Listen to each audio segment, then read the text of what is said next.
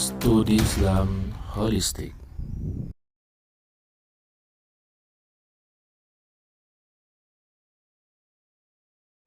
Selanjutnya adalah untuk wazan yang 4 huruf. Timbangan utamanya adalah fa'lala.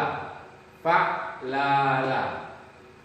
Yang fa yang pertama, huruf pertama dikatakan dengan fa fi'il, huruf kedua dikatakan dengan ain fi'il, huruf ketiga dikatakan dengan lam fi'il pertama, dan yang keempat dinamakan dengan lam fi'il yang kedua.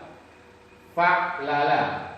Fa'lala timbangan aslinya yang huruf pertamanya fa fi'il, yang kedua ain fi'il, yang ketiga lam fi'il yang pertama, dan yang keempat adalah lam fi'il yang kedua. Dan untuk kata-kata fa'lala atau timbangan 4 huruf ini jarang terpakai dalam bahasa Arab. Yang sering terpakai dalam bahasa Arab adalah timbangan yang 3 huruf atau kata-kata fa'ala. Sedangkan kata-kata fa'lala jarang terpakai dalam bahasa Arab yang standar. 1, 2 ada, tapi yang paling standar yang biasa digunakan adalah yang 3 huruf. Begitu juga dengan fa'lala yang rubai, juga ada yang mujarrad, yang asli 4 huruf tanpa ada tambahan, itu hanya ada 1 wazan. Dan yang kedua ada rubai mazid yang mendapatkan tambahan huruf, baik tambahannya 1 huruf maupun tambahan 2 huruf, dan itu ada sekitar 3 wazan. Kita bahas satu persatu. Untuk timbangan fa'lala atau 4 huruf, itu satu-satunya wazan adalah kata-kata fa'lala itu sendiri. Fa'lala, kata-kata fa'lala. Kita ambil contoh, misalnya kalimat kata zalzala. Zalzala artinya menggoncang. Memang aslinya zalzala, tidak ada yang lain. Zalzala artinya adalah menggoncang. Atau kita ambil contoh yang lain, misalnya zahzaha, menggeser. Zahzaha artinya menggeser. Memang kalimat aslinya adalah zahzaha, bukan kalimat tambahan. Kalimat aslinya adalah zahzaha. Nah, satu-satu timbangan adalah fa'lala, satu timbangan. Tidak ada timbangan yang lainnya untuk yang rubai mujarrad.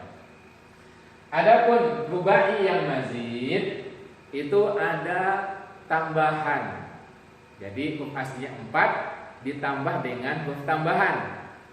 Ada yang tambahannya 1 huruf, timbangannya adalah tafa'lala.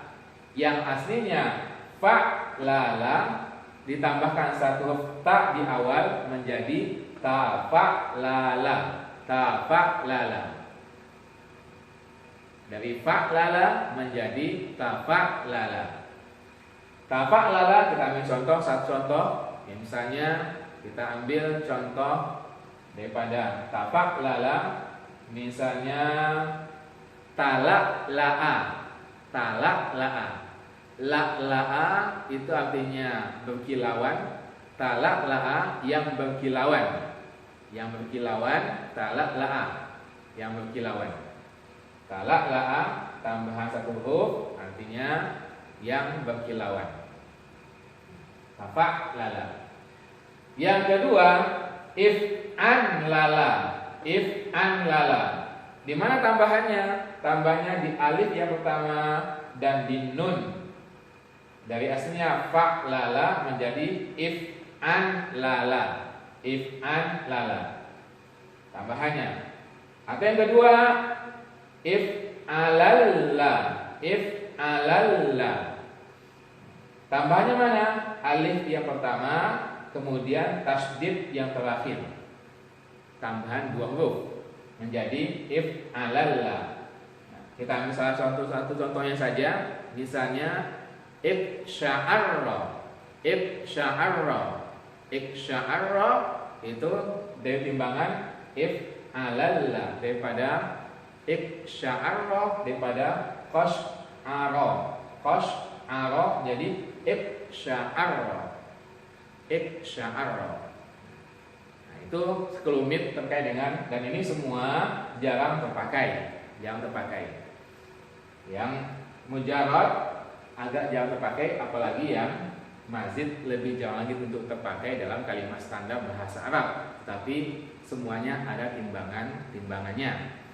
Jadi kesimpulannya daripada pembahasan wazan adalah wazan atau kalimat dasar bahasa itu hanya ada dua jenis kata, yaitu yang pertama adalah 3 huruf fa'ala, yang kedua adalah fa'lala 4 huruf.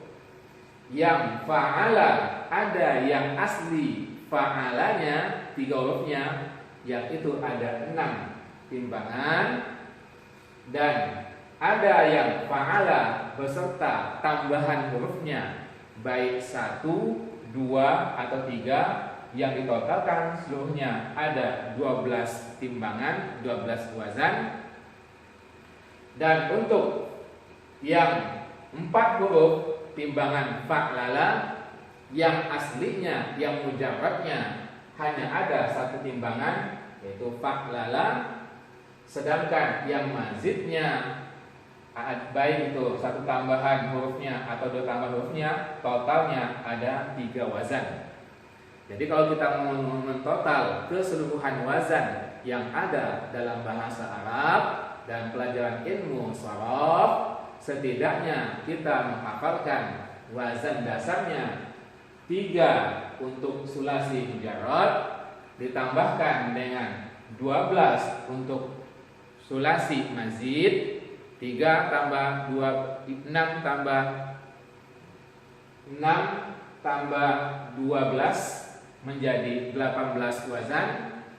Kemudian untuk yang rubai 1, 18 tambah 1, 19, dan ditambahkan yang mazidnya 3, 19 tambah 3 menjadi 22. Jadi ada sekitar 22 wazan standar yang mesti kita hafalkan untuk belajar ilmu sharaf.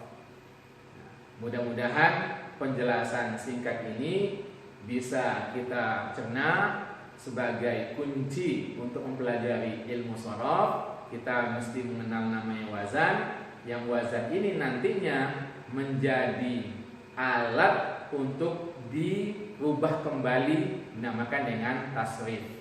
Baik itu tasrifnya secara lughawi yang perubahannya ada sekitar 14 perubahan, maupun secara istilahi yang ada sekitar 11 perubahan. Jadi demikianlah pelajaran-pelajaran yang terkait dengan wazan, pelajaran pertama daripada ilmu sharaf. Next, selanjutnya baru kita akan melanjutkan kepada pelajaran yang namanya tasrif. Mudah-mudahan penjelasan singkat ini bermanfaat kepada kita semua. Wallahu muwaffiq. Wassalamualaikum warahmatullahi wabarakatuh.